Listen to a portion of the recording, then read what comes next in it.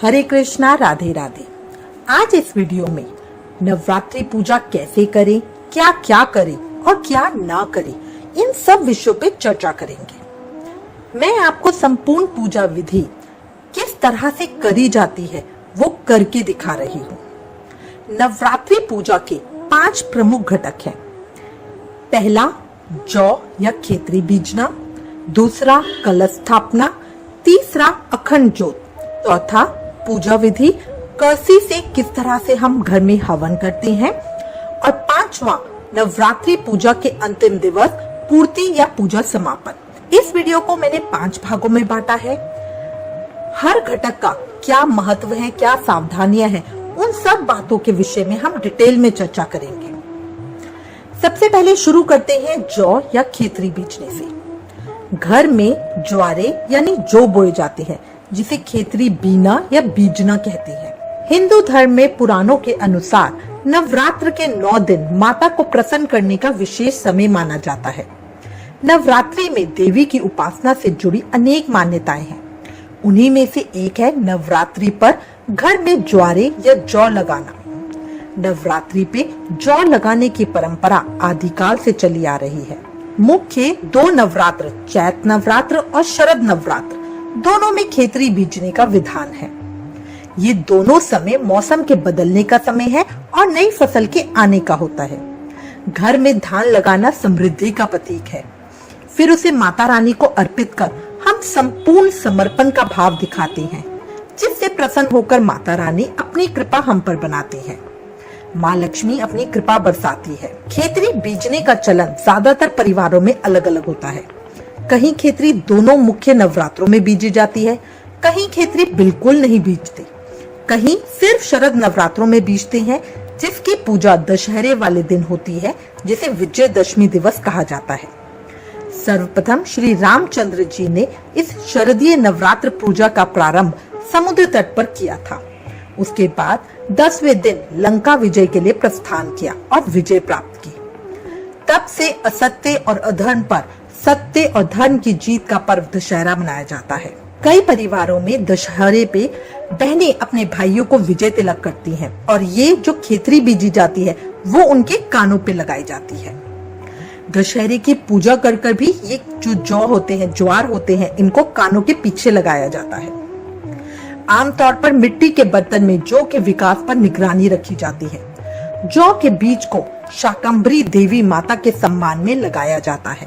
ये दुर्गा पाठ के 11वें अध्याय में वर्णित है। माँ शाकंभरी देवी पोषण की माता है। ये माँ दुर्गा का ही एक रूप है। यदि जौ के बीज बढ़ते हैं और प्रचुर मात्रा में ताजे हरे रंग में उगते हैं, तो ये संकेत है कि आपके परिवार को समृद्धि और खुशी का आशीर्वाद मिला। कुछ अंकुरित जौ माँ दुर्गा को अर्पण किए जाते हैं।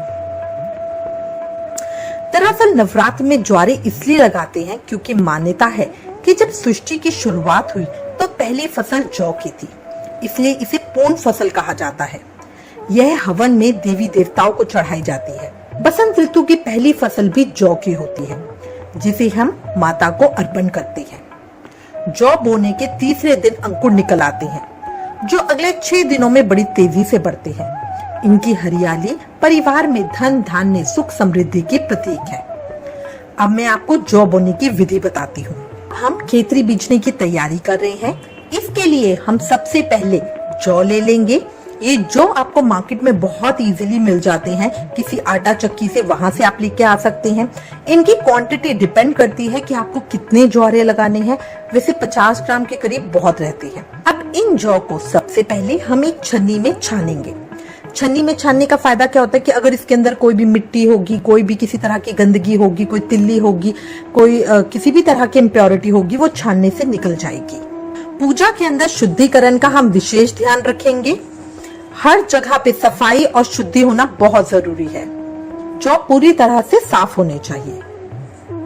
अब इनको साफ करने के बाद हम एक कटोरा या बाउल ले लेंगे और उसके अंदर इन जौ को डाल देंगे। अब थोड़ा सा पानी लेंगे, साफ पानी लेंगे और उसके अंदर इन जौ को अच्छे से धोएंगे।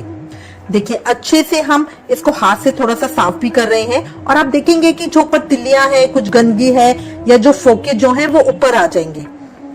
तो अच्छे से इनको साफ हम करके अब इसका पानी दूसरे बर्तन के अंदर हम निकाल लेंगे। तो इस तरह से हम 2-3 बार करेंगे कि पानी डालेंगे जौ के अंदर, उसको हाथ से थोड़ा सा साफ करेंगे और उसका पानी निकाल लेंगे। इस तरह करके हमारे जौ पूरी तरह से साफ हो जाएंगे। एक्स्ट्रा पानी को हम सबको बाहर निकाल देंगे। अब देखिए 2-3 बार करने के बाद ये जौ पूरी तरह से साफ हो गए हैं। अब मैं एक साफ पानी लूंगी और साफ पानी को जौ के अंदर डाल दूंगी। उसके बाद मैं इनको कम से कम 2-3 घंटे के लिए भीगने के लिए रख दूंगी। इससे होगा क्या, जौ फूल जाएंगे और जब हम उसको खेतरी बीजने में यूज करेंगे ना, वो बहुत बहुत अच्छी खेतरी आती है। अब देखिए हमने जौ भीगने के लिए रख दी है और अब हम खेतरी बीजने की तैयारी करेंगे। अब हम सबसे पहले मिट्टी लेंगे। मिट्टी आप गमले की ले सकते हैं, पार्क से ला सकते हैं, या आप रेत का यूज भी कर सकते हैं, ठीक है। बट हमें इस चीज का ध्यान रखना है कि जो भी चीज हम ले वो साफ होनी चाहिए। तो इसलिए अब मैं सबसे पहले इसको छन्नी में छानूंगी। उससे क्या होगा, एक तो देखिए अगर इसके अंदर कोई मोटे मोटे ढले से बने होते हैं, कोई कुछ और गंदगी है, तो सब निकल जाएगी बाहर और प्योर एक छनकर हमारे पास आएगी। ये सब हम प्रोसेस कर रहे हैं ताकि हमारी खेतरी बहुत अच्छी आए। तो इसको अब हम छान लेंगे। जितनी अच्छी हमारी मिट्टी होगी ना, उतनी ही अच्छी हमारी खेतरी आएगी।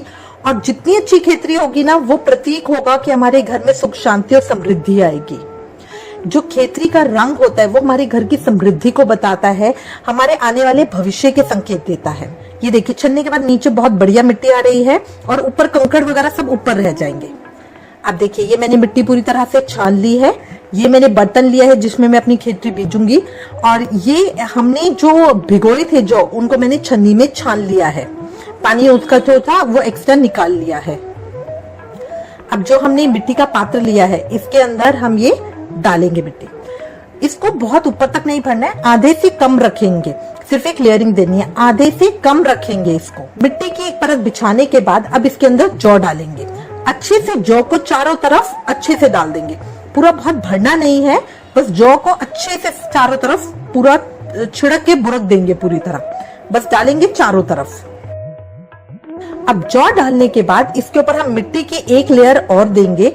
वो हमें कितनी देनी है, वो हमें छिड़क छिड़क के देनी है, मतलब पूरा भरना नहीं है, बहुत हल्की छिड़क छिड़क के देनी है। और वो सिर्फ इतनी होनी चाहिए जितने हमारे जौ उसके अंदर ढक जाए।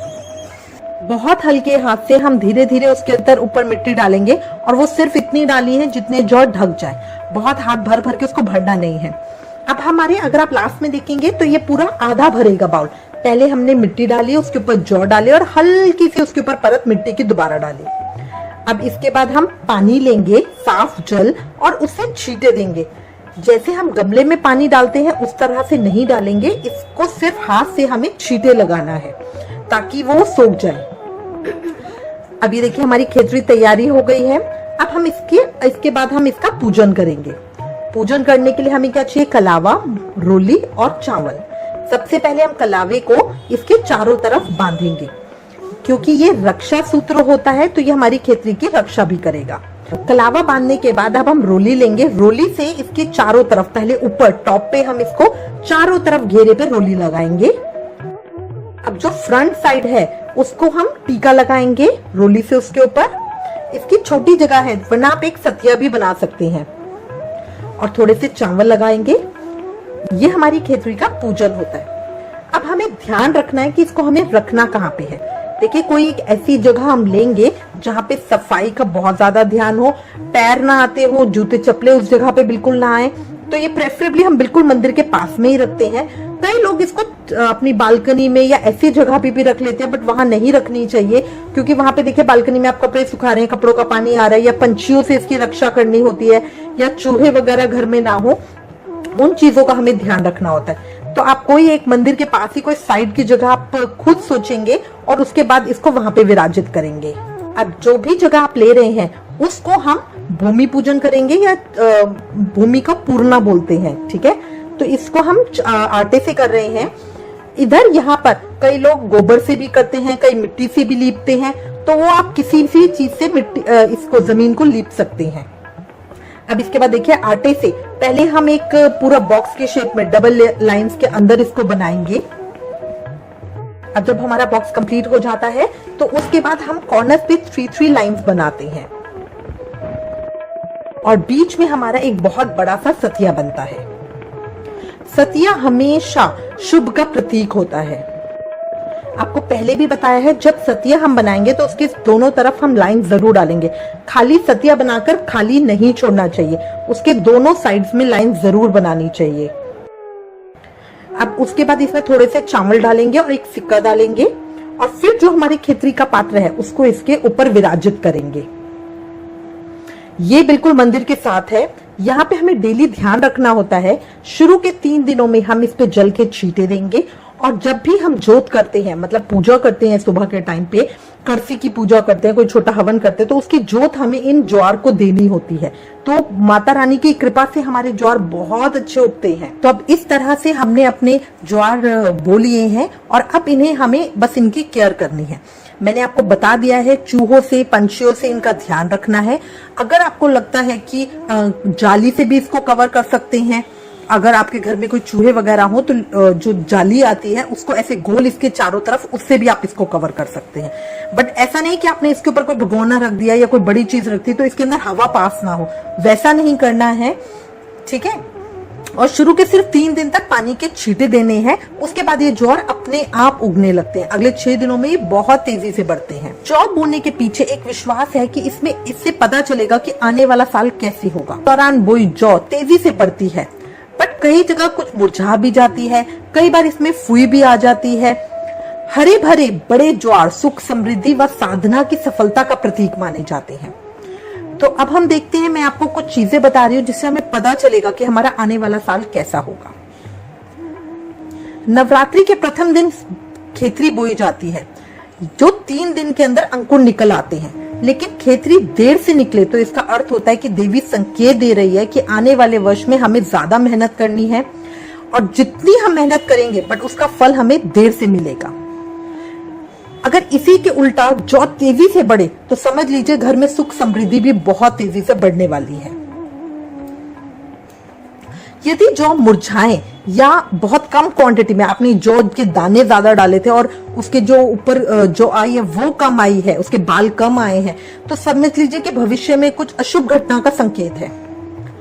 अगर जौ का रंग काला हो जाता है तो यह संकेत है कि शत्रु और रोग से कुछ कष्ट आपके जीवन में आने वाला है।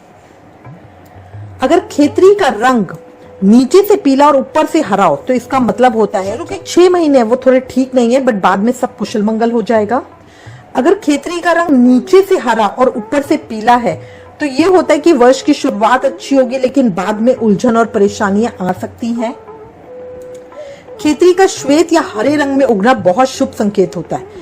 ऐसा होने पे माना जाता है कि पूजा सफल हो गई है, माता रानी बहुत खुश है और हमारा घर परिवार खुशहाली और सुख समृद्धि से भरने वाला है। ये जो मैंने ऊपर आपको संकेत बताए हैं, अगर आपको लग रहा है कि आपकी बोई हुई जौ आपको अशुभ संकेत दे रही है तो आप 10वीं तिथि को दशहरे वाले दिन घर में एक छोटे से हवन का आयोजन करें। उस दिन माँ दुर्गा से अपनी कष्टों और परेशानियों को दूर करने के लिए प्रार्थना करें और हवन में नवग्रह के नाम से 108 बार हवन में आहुति दें। हवन के लिए आप किसी पंडित को बुला सकते हैं और उनसे एक अच्छा हवन करा सकते हैं। हवन के बाद माँ की आरती करें। जो हवन की विभूति होगी उसे रोज तिलक के रूप में लगाएं, तो इससे आने वाली परेशानियां बहुत हद तक कम हो जाती है। कन्या पूजन के साथ जब हम जौ का पूजन करते हैं, माता रानी को ये चढ़ाते हैं बाल, और अगर जहाँ पे दशहरे की पूजा होती है और ये दशहरे के बाल कानों में लगाते हैं, उसके बाद दशमी के बाद इनको हम बर्तन के साथ, मतलब अगर आपने मिट्टी के बर्तन में इसको हमने बोया है तो उसके साथ हम इसका विसर्जन करते हैं। इसको सर पे रखकर आप लेके जाएं और बहते हुए जल के अंदर इसको विराजित कर दीजिए। देखिए, वैसे क्या कहा जाता है कि अगर हम कोई भी सामान नदियों के अंदर डाल रहे हैं तो उससे थोड़ा पोल्यूशन बढ़ता है, बट जो ये खेतरी हम डालते हैं ना, इससे हमारी नदियों में शुद्धिकरण बढ़ता है। जो उसके अंदर जीव जंतु होते हैं उन्हें खाना मिलता है और ये बहुत ही अच्छा होता है इसको विसर्जित करने का तरीका। तो हमेशा उसको अपने सर पे रख के लेके जाइएगा, क्योंकि ये माता रानी का आशीर्वाद है, वो सर पे होना चाहिए। घर से ऐसा होता है कि वहां तक तो आप बिल्कुल सर पे रख के नहीं ले जा सकते, तो घर से निकलते समय उसे सर पे रखिए। उसके बाद जब घर से बाहर आ जाएंगे तो उसको हाथों में पकड़ लीजिए। फिर आप नदी तक जैसे भी जा रहे हैं, अगर आपके घर के बहुत दूर है नदी तो गाड़ी से या जैसे भी जा रहे हैं तब हाथों में इसको पकड़ लीजिए और उसके बाद उसको वहां पे विसर्जित कर दीजिए। मैं उम्मीद करती हूँ इस वीडियो में दी गई जानकारी आपके लिए उपयोगी होगी। इसके अन्य पार्ट में मैं जो नवरात्रि के पूजा के अन्य भाग हैं वो बताऊंगी। अगर इससे रिलेटेड आपके पास कोई भी कमेंट्स या सजेशन हो तो प्लीज हमें लिखें। ज्ञान बांटने से बढ़ता है, इसलिए इस वीडियो को ज्यादा से ज्यादा शेयर करें। Please like, share and subscribe. Thank you. Hare Krishna.